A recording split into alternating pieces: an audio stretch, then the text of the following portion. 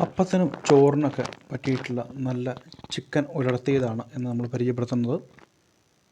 അതിനായിട്ട് 1 കിലോ ഇറച്ചി എടുത്ത് വെച്ചിട്ടുണ്ട്. ചിക്കൻ നമ്മൾ ഇറച്ചിയാണ് എടുത്തിരിക്കുന്നത്, തൂക്കം ആണ് പറയുന്നത്. അതൊന്ന് മുളക് പൊടി, മഞ്ഞൾപ്പൊടി, ഉപ്പ് ചേർത്തിട്ടൊന്ന് തിരുമ്മി നന്നായിട്ട് വെച്ചിട്ടുണ്ട്. ഒരു 5 അല്ലി വെളുത്തുള്ളി കട്ട് ചെയ്തെടുത്തിട്ടുണ്ട്. ഒരു വലിയ കഷ്ണം ഇഞ്ചി എടുത്തിട്ടുണ്ട്. 4 സവാള, വലിയ സവാള ആണെങ്കിൽ 3 മതിയാവും. ഒരു 3 പച്ചമുളക് എടുത്തിട്ടുണ്ട്. അതിനുശേഷം ഇഞ്ചി നീളത്തിൽ നൈസായിട്ട് ഒന്ന് കട്ട് ചെയ്തെടുക്കണം. അതുപോലെ സവാളയും കൂടെ നമുക്കൊന്ന് ചെറുതായിട്ട് കട്ട് ചെയ്തെടുക്കാം.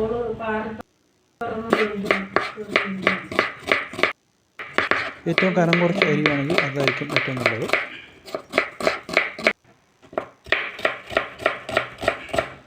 സവാള അരിഞ്ഞ ശേഷം ഞാൻ പച്ചമുളകും കൂടെ ഒന്ന് കട്ട് ചെയ്ത് തരുവാണ്.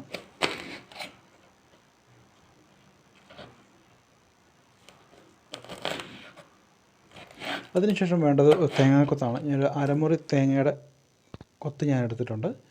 ചെറിയ നീളത്തിലായിട്ട് കട്ട് ചെയ്തെടുത്തിട്ടുണ്ട്.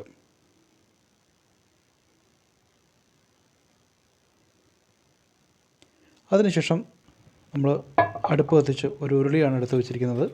അപ്പോൾ അതൊന്ന് ചൂടായി വരുമ്പോഴത്തേക്കും ആവശ്യത്തിന് വെളിച്ചെണ്ണ ഒഴിക്കുക. ഏകദേശം ഒരു 3 സ്പൂണോളം ഞാൻ വെളിച്ചെണ്ണ ഒഴിച്ചിട്ടുണ്ട്. പക്ഷേ ഒരു കരയാമ്പൂ, ഗ്രാമ്പു, പട്ട, ഏലക്ക അങ്ങനെ തുടങ്ങിയ കുറച്ച് സ്പൈസസ് ഇട്ട് കൊടുക്കുക. നമുക്ക് ആ ഒരു ഫ്ലേവറിന് വേണ്ടിയിട്ടാണ്. അതൊന്ന് ചൂടായി വരുമ്പോഴത്തേക്കും ആവശ്യത്തിന് കടുകിട്ട് കൊടുക്കുക. അതിനുശേഷം നമ്മൾ ആ തേങ്ങ കൊത്തിട്ട് കൊടുക്കുകയാണ്. ഇത് ആദ്യം തന്നെ നന്നായിട്ടൊന്ന് മൂപ്പിച്ചെടുക്കുന്നുണ്ട്.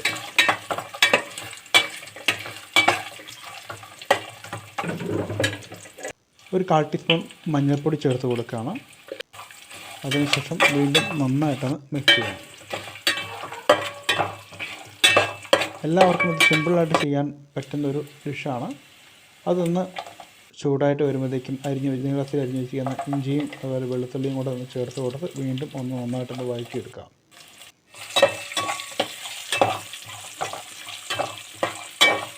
ആദ്യമായിട്ടാണ് നിങ്ങളുടെ വീഡിയോ കാണുന്നതെങ്കിൽ തീർച്ചയായിട്ടും നിങ്ങൾ സബ്സ്ക്രൈബ് ചെയ്യുക. അതുപോലെ ബെൽ ബട്ടൺ എനേബിൾ ചെയ്തെടുക്കുക. അപ്പോൾ ഞാൻ ചെയ്യുന്ന എല്ലാ വീഡിയോ നിങ്ങൾക്ക് കാണാൻ പറ്റും. ആ ഒരു സമയത്ത് നമ്മൾ അരിഞ്ഞ് വെച്ചിരിക്കുന്ന പച്ചമുളകും കൂടി ഞാൻ ചേർത്ത് കൊടുത്ത് നമ്മളൊന്ന് വഴറ്റിയെടുക്കുന്നുണ്ട്.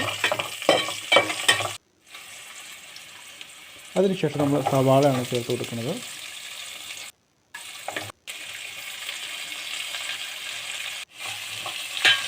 നന്നായിട്ടൊന്ന് വഴറ്റിയെടുക്കണം. ജസ്റ്റ് ഒന്ന് വാടി തുടങ്ങിക്കഴിഞ്ഞാൽ നമുക്കൊരു 1/2 ടീസ്പൂൺ ഉപ്പ് ചേർത്ത് കൊടുക്കാം.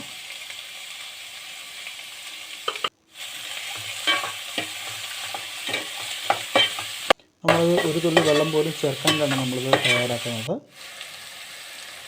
ഞാൻ ഏകദേശം ഒരു 3 സ്പൂണോളം മല്ലിപ്പൊടി ചേർത്ത് കൊടുത്തിട്ടുണ്ട്. അതുപോലെ ഒരു 2 സ്പൂണോളം മീറ്റ് മസാലയും കൂടെ ഒന്ന് ചേർത്ത് കൊടുക്കണം. അതിനുശേഷം നന്നായിട്ടൊന്ന് അതിൻ്റെ പച്ചമണം മാറുന്ന വരെ നന്നായിട്ടൊന്ന് ഇളക്കി കൊടുക്കുക. അതിനുശേഷം നമ്മൾ നേരത്തെ മാരിനേറ്റ് ചെയ്ത് വെച്ചിരിക്കുന്ന ചിക്കനെ ഒന്ന് ചേർത്ത് കൊടുക്കാം. അതിനുശേഷം ഇത് നന്നായിട്ടൊന്ന് മിക്സ് ചെയ്ത് കൊടുക്കണം. വളരെ സിമ്പിളായിട്ട് എല്ലാവർക്കും വളരെ വേഗത്തിൽ തന്നെ ചെയ്യാൻ പറ്റുന്നൊരു ഡിഷാണ്. അപ്പോൾ തീർച്ചയായിട്ടും എല്ലാവരും ഒന്ന് ട്രൈ ചെയ്ത് നോക്കണം. അതിനുശേഷം നമ്മളൊരു അടപ്പ് വെച്ച് ജസ്റ്റ് ഒന്ന് മൂടി വെക്കുകയാണ് ഒരു 2-3 മിനിറ്റത്തേക്ക്. അപ്പോൾ തന്നെ നമ്മൾ അതിന് ചിക്കനിൽ നിന്ന് വെള്ളം ഇറങ്ങുന്നതിന് മുമ്പ് തന്നെ നമ്മളൊന്ന് ജസ്റ്റ് ആയിട്ടൊന്ന് നന്നായിട്ട് ഒന്ന് മിക്സ് ചെയ്ത് കൊടുക്കണം. കാരണം ഒത്തിരി നമുക്ക് വെള്ളത്തിൻ്റെ ആവശ്യമില്ല. അതുകൊണ്ട് ചിക്കനിലെ വെള്ളം കൊണ്ട് മാത്രമാണ് നമ്മളത് എടുക്കുന്നത്, തയ്യാറാക്കുന്നത്. എക്സ്ട്രാ വെള്ളം ഒന്നും ചേർത്ത് കൊടുക്കരുത്. അപ്പോൾ ചിക്കനിൽ നിന്ന് കണ്ടോ, അപ്പം ആ ഒരു ഇറങ്ങിയ വെള്ളം മാത്രം മതി.